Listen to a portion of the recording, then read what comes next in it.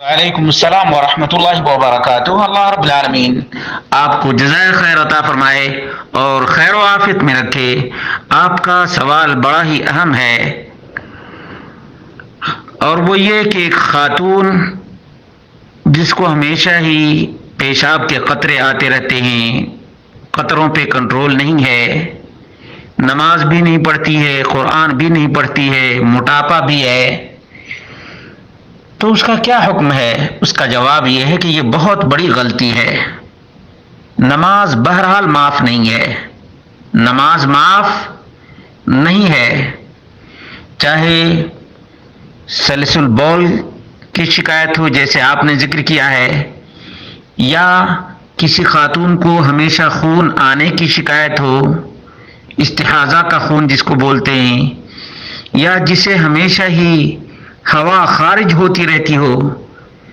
تمام کو نماز پڑھنی ہی پڑھنی ہے، نماز پڑھنی ہی پڑھنی ہے۔ اس سلسلے میں نبی کریم صلی اللہ علیہ وسلم کے زمانے میں بھی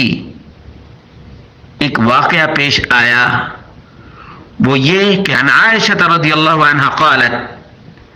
جاءت فاطمہ بنت ابی حبیش الی النبی صلی اللہ علیہ وسلم،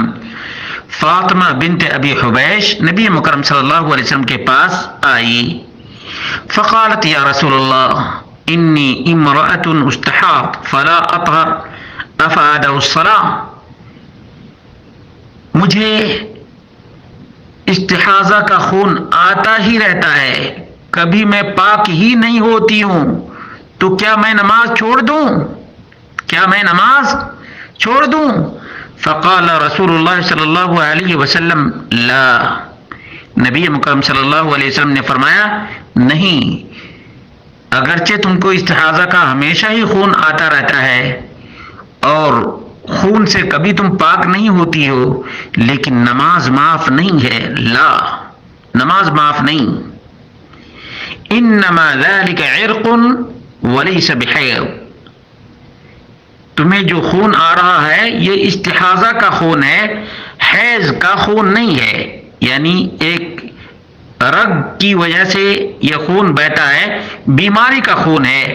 حیض تو مہینے میں ایک بار آتا ہے۔ فَإِذَا أَقْبَلَتْ حَيْضَتُكَ،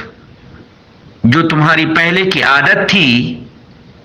اس عادت کے مطابق جب خون آئے، فَدَعِ الصَّلَاةَ، تو جیسے عورتوں کو 3 دن 5 دن کی عادت ہوتی ہے حیض کی، تو اتنے ہی دن تم نماز چھوڑ دو، یعنی حیض کے ایام جو تمہارے تھے انہی ایام میں نماز تم چھوڑ دو۔ وَإِذَا أَدْبَرَتْ فَاغْسِلِي عَنْكِ الدَّمَ، اور جب حیض کا خون چلا جائے، ختم ہو جائے، تو خون کو صاف کر لو، نہا لو، دھو لو، ثم صلی، اور پھر نماز ادا کیا کرو،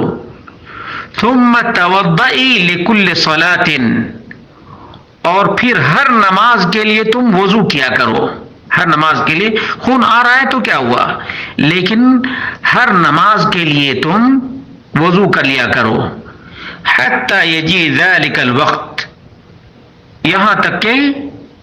دوسرا وقت آ جائے۔ یہ صحیح بخاری میں 226 نمبر کی اور صحیح مسلم میں 333 نمبر کی روایت ہے۔ معلوم یہ ہوا کہ جس کسی کو بھی سلسل بول کی شکایت ہو، یا ہمیشہ ہوا خارج ہونے کی شکایت ہو، یا استحاضہ کی شکایت ہو، ان تمام صورتوں میں نماز کی پابندی ضروری ہے، نماز کی پابندی ضروری ہے۔ فرق یہ ہے کہ عام طور پر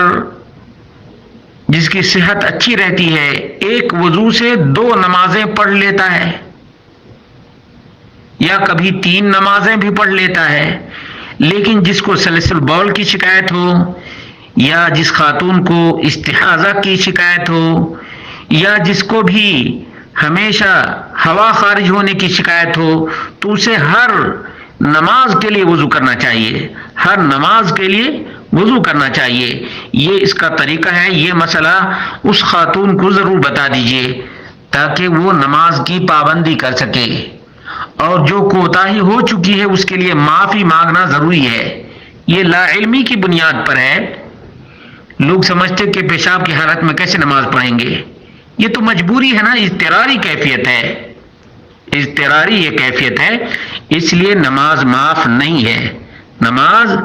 معاف نہیں ہے. اللہ رب العالمین سے دعا کرتے ہیں کہ اللہ رب العالمین ہم سب کو فقہ فی الدین سے نوازے، اور اللہ رب العالمین بیماروں کو صحت یاب کر دے، شفا یاب کر دے، تندرستی سے نواز دے.